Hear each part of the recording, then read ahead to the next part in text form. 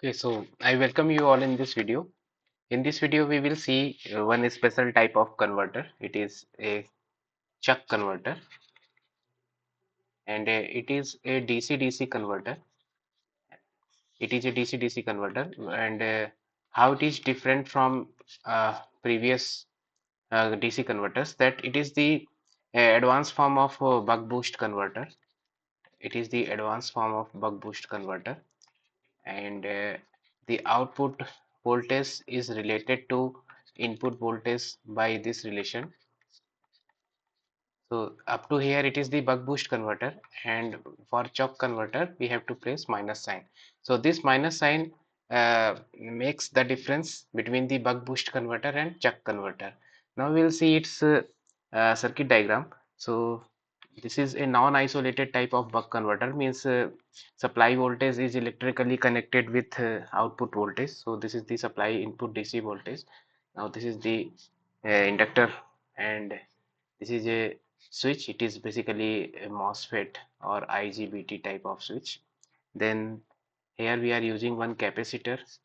Here we are using one freewheeling diode, and this is the another inductor. This is the smoothing capacitor, and here it is the load resistance across which V naught will appear.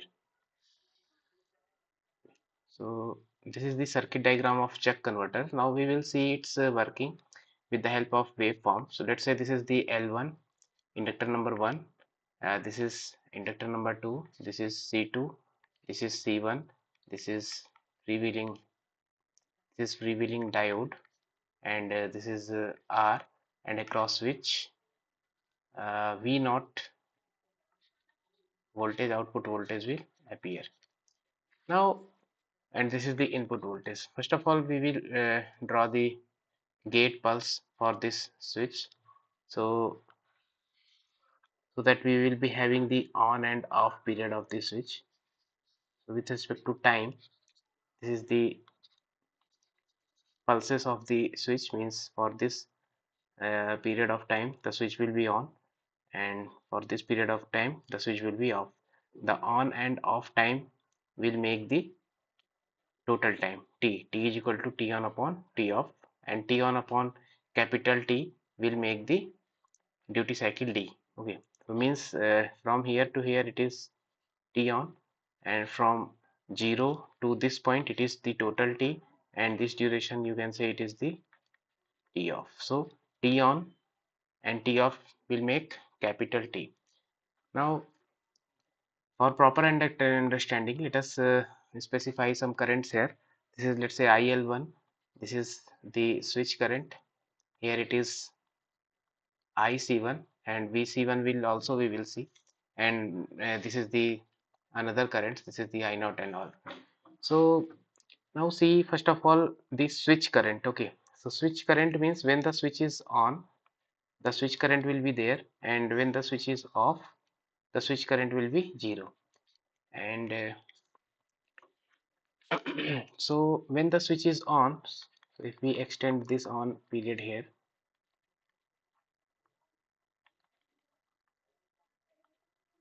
so switch current will flow from this will be the path of switch current, supply L1 and IS. So when the switch is on, it will increase from minimum to maximum.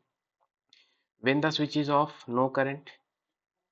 So when the switch is off, no current. When the switch is on, it is from min to max. When the switch is off, there is no current. When the switch is on, so this is the simple, we can say it is it will same as the IL1 when the switch is on. So this is the IS, switch current. Now the another waveform we will draw the IL1 current. So IL1 current, you know the property of the inductor, that inductor does not allow sudden change of current. It will gradually allow the change in current through it. So we will follow this characteristic of inductor. So what will happen when the switch is on? So when the switch is on, the current will flow through the battery IL1 and switch, and this current will be same as the IL1. So this is the IL1 Okay, now when the switch is off, then what will happen? So now we are writing here, when the switch is off, then what will happen? Current will start from Vi, it will go to this inductor, and this inductor having previously, it will having some I mean previously it had some current voltage across it, that is the VL1, because current was flowing in this direction, and it is, let's say, IL1. And when the switch is off, now current will not go through this path, now current will flow through this capacitor, the current will flow through this capacitor. Okay, and this capacitor, and the voltage across the voltage appears across the freewheeling diode, make it forward bias, and the current, the path of current will be what? When the switch is off, it is through the L1, and through the C1, and through the freewheeling diode. So it will start from this battery like this, and it will go like this. So this will be the direction of current. So here it is IL1, here it is IC1, and here it is IFD. Okay, now when the switch is off, then current, the IL1, how it is possible to maintain the same amount of current through the inductor. So now when the switch is off, to maintain this IL1, the polarity of the voltage across the inductor will get reversed. So this polarity is corresponding to the on position, and this polarity is corresponding to the off position. So we can also see that the voltage appears across this switch when the switch is off, it is Vi plus VL1. You can see, because Vi, the direction of Vi is like this, it is minus 2 plus, then it is again minus 2 plus. So minus 2 plus will make Vi plus VL1, and this voltage appears across the MOSFET when it is off. So these two voltages will forcefully find the path through this freewheeling diode, and the current through the capacitor starts flowing, and voltage across the capacitor will maintain like this. This is the VC1. So the IL1 will earlier the L was charged, now during the off period it starts discharging. So this is the continuous flow of inductor current is like this. When the switch is on, it is linearly, or we can say gradually increasing, and when the switch is off, it is gradually decreasing. So this is the profile of inductor current, IL1 current. Yes. Now we will see the next waveform, that is the IC1 current. This is very interesting.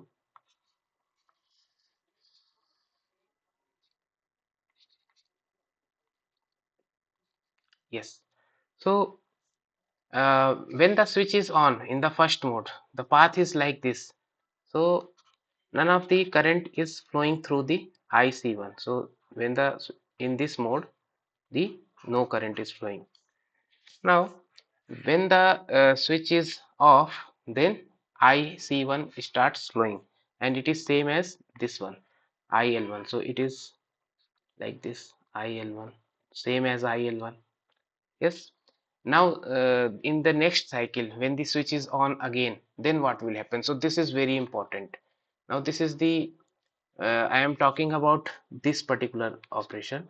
Now here the switch is on, switch is on. So what is happening? Your circuit is look like this is the supply, this is the IL1, and now this switch is on, and this capacitor having some current, and now what will happen when this is the case? So this is Vi, and this is the plus 2 minus VL1. Now earlier the IC1 was flowing like this. Okay, this is the IC1. Now uh, the switch is off, and we know the voltage across capacitor does not change its polarity, and now the switch is again on, so this property of capacitor will reverse the direction of current flowing through this capacitor is like this, because now it finds a path, a short circuit path in its left side, so this will suddenly allow the reverse flow of current through the capacitor, because sudden change of current in the capacitor is possible, and this VC polarity will allow this change of current. So what will happen, due to this polarity, the freewheeling diode gets reverse biased and rest of the circuit will connected with the supply and L1. So this is the circuitry. Now in this case, what will happen, the current is flowing like this, means this current is all around coming from this L2, and part of the current is supplied from this C2, and part of the current will supplied from this R0. So let's say this is the I0, and I0 plus IC2 makes the IL2, which is equal to IC1, and the amount of IC1 is a little bit more than this magnitude, because now these two energy storing elements are supplying the current, but the direction of current is reversed. So in this case, the current will flow in the reverse direction, but this will start from here, and this magnitude is, I mean, this negative magnitude is more than this positive magnitude, then it is gradually decreasing, and in the another cycle the same pattern will be followed, means like this. So this current will keep on repeating through the capacitor, this current will keep on repeating through the capacitor. So this is the pattern of capacitor current. This is very important to understand why it is negative, and here this peak is more than this peak. And you have seen one more thing, that for whole the operation of the CUK converter, the voltage across the R0 will be in this direction, which is reversed to the conventional buck boost converter. That's why this V0 is appears negative across the load, because all the time the I0 through the load will flow from bottom to top. Okay, now if we plot the another characteristic for, let's say, for VC1, so you know the property of capacitor is what, it does not allow sudden change of voltage, and it allows sudden change of current. So sudden change of current is allowed, which we have seen here. Now what about the voltage?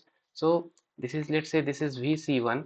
So in the first mode, when the switch was on, so simple battery, inductor and short circuit path, and when the switch is off, then capacitor gradually start charging, then discharging, then charging, then discharging, then charging, then discharging. So this is the waveform. This is linearly discharging, linearly charging. So this is the VC1. Now voltage across switch, which I have already told, when the switch is on, the voltage is 0. When the switch is off, the voltage is Vi plus VL. The voltage will be Vi plus VL. So we can also plot the voltage across switch also, and so I am plotting here. Let us increase this waveform. So this is the T, this is the on time, off time, on time, off time, on time, off time, on time. Okay, so now I am going to plot the V voltage across switch. So when the switch is on, no voltage. When the switch is off, there is the voltage, and that voltage is equal to what, Vs plus VL. No voltage, the voltage, no voltage, then when the switch is off, there is the voltage. So in this way we can plot the waveform of voltage across the switch. Now let us plot the waveform of output voltage.